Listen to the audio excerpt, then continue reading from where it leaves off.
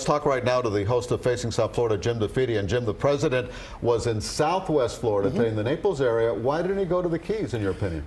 Well, I think it's pretty clear. Look, presidential visits like this require a lot of attention. It draws a lot of manpower and resources to handle it.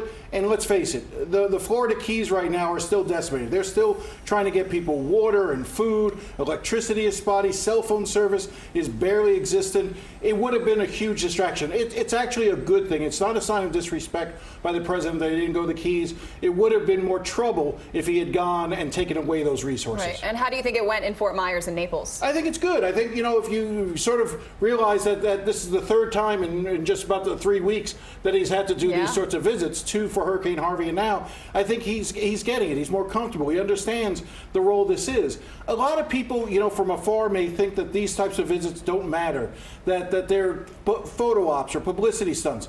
I'll be honest with you, I think they're important. I do think they show, whether it was previous presidents or this current president, when they go into these areas that they show that the nation is with them. I think it's an important thing to do. And we heard that from some of the residents. They said we're so happy that he actually cared and came here. Well, the president and FEMA have gotten high marks, and also Governor Rick Scott, do you think, has gotten high marks? Governor Rick Scott has done himself well. Everything about a storm like this is not just about the way the storm attacks itself, but in the aftermath of the storm. And so here we are now 3, 4, 5 days out, and recovery is coming along, and I think that's to be expected. Now, you heard, though, let's be honest, I think the primary focus of Governor Rick Scott is to make things better for the residents here and to do his job as governor. But at the same time, I think there is a little voice in the back of his head that says, if I screw this up, I can't run for Senate in 2018. It's going to hurt me. Or the reverse, if I do really well here, this will help me in 2018.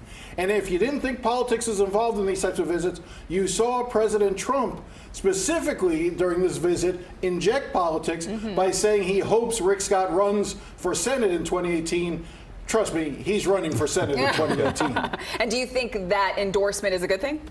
Well, I think look, Rick Scott and Donald Trump are tied at the hip. Rick Scott was an early, energetic supporter of Donald Trump, so there's no distancing themselves. But let's also be fair. I just want to be fair on both sides. Who is the likely challenger in 2018? It's Bill Nelson.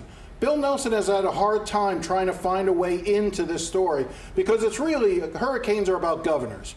But you saw, and again, I think Bill Nelson cares deeply about what happened at the rehabilitation center in which the 8 people died.